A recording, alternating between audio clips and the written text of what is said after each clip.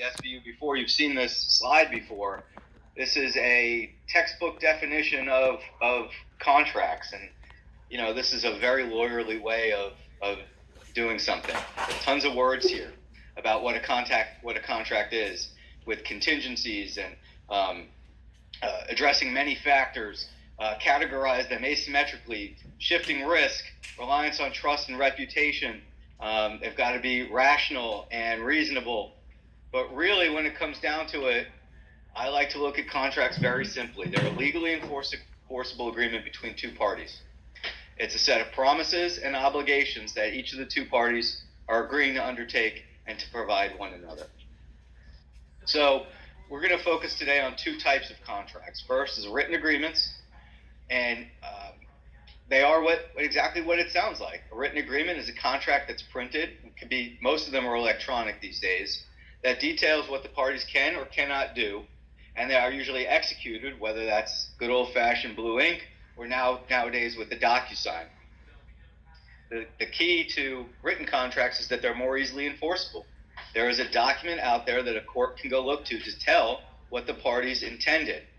And in our state, that written agreement is what we call the manifestation of the party's intent, meaning all those things that were negotiated and discussed by phone or email, they do what we call merge. They become part of the contract. So they become immaterial. And it is just about what the parties agreed to in the end. Some types of contracts here in Florida and in many other states have to be in writing, meaning they cannot be oral agreements. So, for example, a lease of an office has to be in writing. Purchase and sale of property has to be in writing. If you were going to guarantee another party's debt, that has to be in writing. So, for example, a corporate guarantee that you may get asked to sign as a small business, that has to be in writing as well. And any agreements that are to be performed over the course of more than 12 months have to be in writing as well to be enforceable in Florida. So oral agreements, the other type of contract, a lot of people may not think that oral agreements aren't enforceable. They certainly are. They're just harder to enforce because there's no written manifestation of intent. It is always going to be what one person said against the other, unless there are some type of other evidence about what the parties intended at the time. It's going to be who does the court believe more. So there's no certainty around it. As we know, people have faulty memories. There's a lot of ambiguity in conversations. The lack of formality and no signature means that it becomes harder to enforce. And as I just mentioned, certain types of agreements have to be in writing in order to be enforced in Florida. So I put up here just a few different types of agreements you see in your everyday life. You may not even realize you're actually signing a contract in some of these instances, but you are. We purchase and sale of goods, it's the fundamentals of what we all do as business owners. Purchase and sale of real estate, all of that gets done by contract. Lease agreements the same way. When you sign up for a loan, you are signing a contract. Mortgage agreement, contract. Credit cards, you take out a new credit card, those terms and conditions that come along that nobody ever reads, that's a contract. Software licenses, every time you download a new app, you are entering into a contract that gives whatever that app developer's terms and conditions are to them. One of the more famous recent instances of kind of click-through agreements, you guys may recall Disney a couple years ago, somebody slipped and fell at one of their parks. They happen to also be a Disney Plus streaming subscriber. And so Disney took the position, or at least initially, I think they pulled back from it later on, that the contract that person signed for the streaming agreement applied to their presence at the theme park, meaning that arbitration was picked as the dispute resolution under the streaming agreement, so the slip and fall had to be decided by arbitration as well. So there's an instance where you click through on a licensing agreement because you want to use a piece of software, and you have to be careful what you sign for. And then lastly, employment agreements and restrictive covenants. As small business owners, as any kind of business owners, there may be instances where you want to retain specific employees or certain types of information, keep confidential, because that's your secret sauce or that's your key salesperson. I'm not going to go into, you could do a whole class on employment agreements. They were outlawed last year. Now they're legal again. It's a constant battle. Florida's got some new legislation that goes into effect July 1st on the enforceability of restrictive employment agreements. I just point this out to say that this is a tool available to business owners to protect their commercial interests, and they are a form of agreement. So I've picked 4, I don't know, kind of key provisions here that I think you guys should look out for in your contracts that are important to me when I'm negotiating, $100, $200 million deals. I think they're important enough to pay attention to when you're going through these things. And I want to say this about negotiation. It is the first instance you have to make a good impression on your client. If you're having negotiations over contracts, you want to be transparent, you want to be clear, and this is where you establish your first chance to establish that trustworthiness and relationship, because in my experience, the contracts are performed the way they're negotiated. If you're open and honest and transparent, that's how the contractual relationship usually goes. If I find the other party's hiding things or trying to slide things by me, my guard immediately goes up. I warn my project teams about that, and we have a much different approach to things because of how the negotiation went. So when we talk about ethics, this is your first chance to really make that impression on your customers and clients. So the first one I want to talk about is dispute resolution. Nobody ever wants to think about the divorce when they're getting married, but us lawyers, because we have to, unfortunately. So one of the things we like to do is layer our agreements in with different ways, different off-ramps, if you will, because lawsuits are expensive. They are time-consuming. They can take over your universe both professionally and personally. So we try and layer our agreements with a lot of off-ramps. And here's a couple different tools we use for that. Agreeing up front to use somebody independent to decide issues as they come up. Forcing meetings of principals, meaning like before you can sue, these two people have to sit down and negotiate a resolution, try and negotiate a resolution in good faith. You would be shocked to find out that when the principals, the decision makers get into a room, there's much different perspectives than there are for the people in the field or maybe the frontline folks who are leading this dispute. Because as business owners, we have to look at it with an enterprise mindset, meaning does the cost of this fight today justify the long-term impacts that this might have on my business? What kind of reputation do I want? Do I want to be the person that runs to the courthouse and sues my customers? Word travels fast, that will get out. So we layer things like that in there. Mediation, that's kind of a more formal process of putting the principles together, and it involves bringing in usually an attorney, but a certified mediator, somebody who's been trained in helping people resolve disputes. We put that in there, and it's a mandatory condition, meaning if you run to the courthouse without first doing it, you have the ability, the other side has the ability to ask the judge to stop all proceedings, force us to comply with this, or even dismiss the case and force them to comply with the mediation requirement. And then typically we also include what's the decision of arbitration versus litigation. What I've found and arbitration is basically a private dispute forum. You hire a third-party arbitrator to come in and serve in a role comparable to a judge. It used to be much faster, much less expensive. Some of those savings have gone out the window, and arbitration gets treated similarly to like being in court. When I tell people, when I was in private practice and we would be trying to pick between these, I would tell people that in arbitration, you are not bound by the law. The rules of evidence don't apply. The rules of procedure don't apply. Oftentimes, the outcomes are far less predictable. So those things need to be weighed in the context of litigating, and it's questionable whether the savings are there like they used to be. So the next one I pulled up here, and these are some specific provisions from some agreements we've used in the past, is venue and jury trial waivers. So this, again, goes to the end, the dispute, not necessarily the contract formation itself. Typically, you want to look at these provisions because they're going to mandate where your fight is to be had and who is going to solve your fight in court. So where your fight is to be had is extremely important. Because if you get a venue provision in Delaware or New York or California, you can be dragged to those places to enforce an agreement, which will, first, you may not have a lawyer in that location. You're going to need to find one. You're going to need to deal with the practical reality of litigating a case somewhere where you don't live or don't necessarily conduct business, and all of those kind of real world problems that come with being dragged into another location. You don't know the judges, you don't know the types of people who are deciding the issues. It's just something you want to be able to look out for in your contracts. And then with respect to a jury trial, in the commercial world, it's my personal opinion that judges are better suited than juries to decide issues.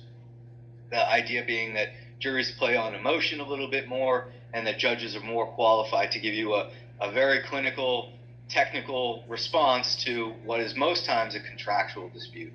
So that's something that is really on a case-by-case basis and really on a business-by-business basis. You may actually like the idea of having a jury decide your issues because of your type of business or the type of service you provide. So that's something you really need to consider in contracts.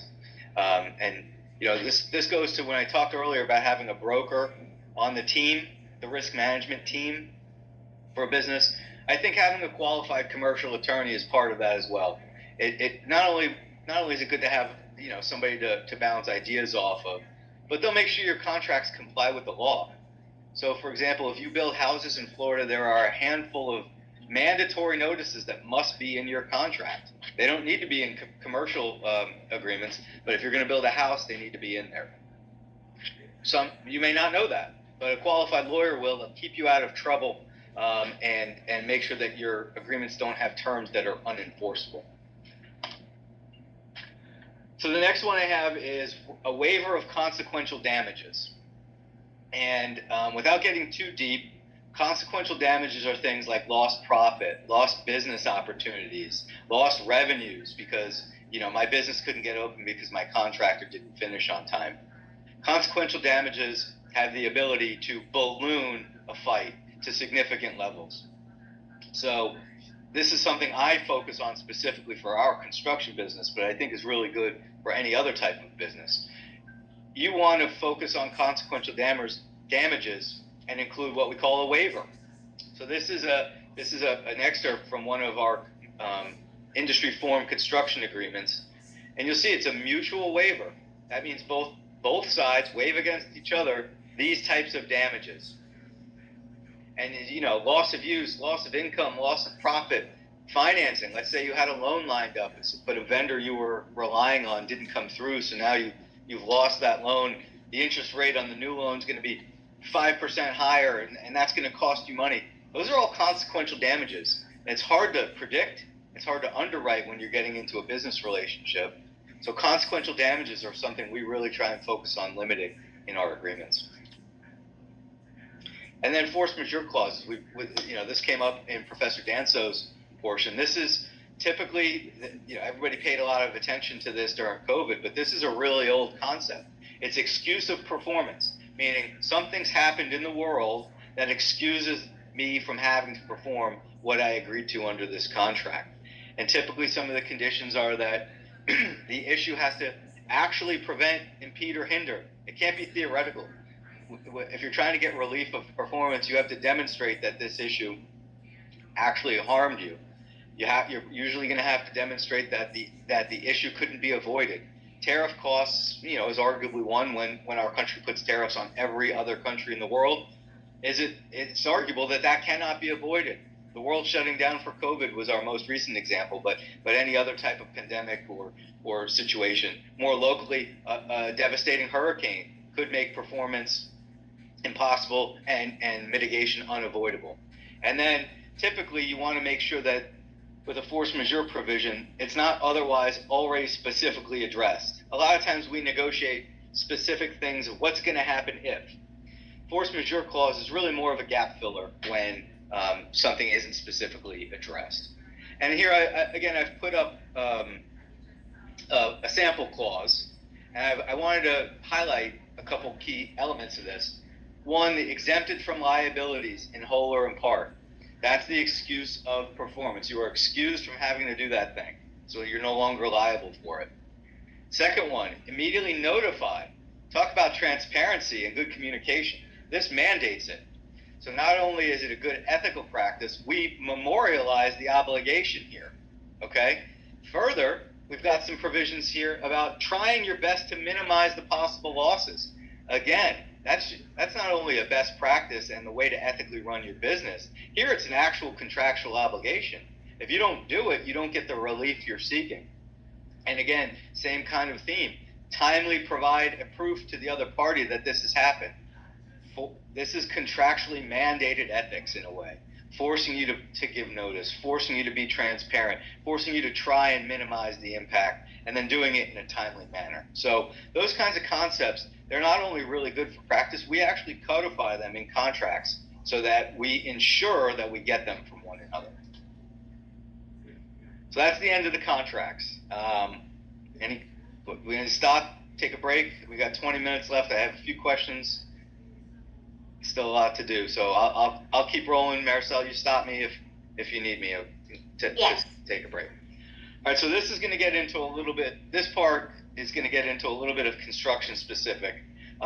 It's something I'm passionate about, but I wanted to offer to the group that there are different ways to skin this cat, and what I mean is these different project delivery methods were developed and continue to evolve throughout the course of the construction industry. As technology changes, people get more fluent in different kinds of issues, meaning like, design tends to bleed into construction a little bit when they ask a subcontractor or a roofer to help with a design issue, or a fire sprinkler contractor designs the fire sprinkler. These kinds of things have a way of evolving, and the industry has caught up. So there's really 6 key ones. I've got them all on the screen. Design, bid, build. This is the traditional model. This is where somebody who wants to build a project goes out and hires an architect. They get a set of plans. They go out to the construction industry and they say, what is it going to cost to build this? That you need the design for. Construction manager at risk, this is what a lot of what we do is, that brings the contractor into that process a little bit earlier, and it allows an opportunity to work on a little bit more collaboration between the designers and the contractors. And that's important because designers sometimes see themselves as artists. Contractors are the ones who have to go out to the field and actually build the thing. And when those two people are talking earlier in the process, you may find out that what the artist wants to do is not physically possible or can't be done on that site. And that gives them an opportunity to work together to overcome those issues. Construction manager as advisor. Sometimes an owner or a developer doesn't actually want you to build the thing. They just need help understanding what the construction process is and then implementing it. And that could be they're experienced, but they don't have the manpower or the staff available. So typically that's a construction manager serving in a professional capacity to provide advice on a project. Multiple primes, that's when one owner hires all the major trades themselves. Meaning I'm going to go, instead of hiring a general contractor, I'm going to go out and hire my electrician, my plumber, my HVAC guy, and I'm going to manage that all myself. A lot of times they will hire a construction manager to do that role, and that's in the advisor capacity. Design build, this is a really common one, very, very popular among our local governments right now. It consolidates, it's a turnkey approach. One owner goes out to hire one design builder, and that could be an architect or it could be a contractor. And then that design builder turns around and hires either a design partner or a construction partner to create a design build team. But there's one contract. The developer's not entering into multiple ones. And integrated project delivery. I've been doing this 20 years. I've never actually seen one of these, but we keep talking about them at conferences and trade publications. And this is where everybody signs onto the same agreement, where all of the roles are delegated and liabilities are shared, and everybody's, in one place. Again, we always talk about it. I've never actually seen it in practice. So I've got on here a couple. I want to show you a couple visuals of what these different methods actually look like. And you can see here the traditional design, bid, build. you've got two separate contracts, one with the designer, one with the contractor, and they each hire specialties. Here you've got a construction manager as a general contractor. Again, you've got two distinct contracts, but if you look here, the link between the designer and the CMGC has changed. You don't have a contract between them, but as compared to design bid, you have more communication and you have coordination, and that's the key improvement. And then design builder, you can see everything's consolidated into one-stop shopping for the owner. And really, when we talk about these different project delivery methods, and this is about as deep as we're going to get into this stuff, because I know everybody on here is not a construction professional, but when we talk about these different methods, it's really about time. And in our business, and I'm sure like every other business, time is money. And developers and municipalities, owners, they want to have their projects open as quickly as possible. So this, I thought, was a really cool graphic to demonstrate how each of these different delivery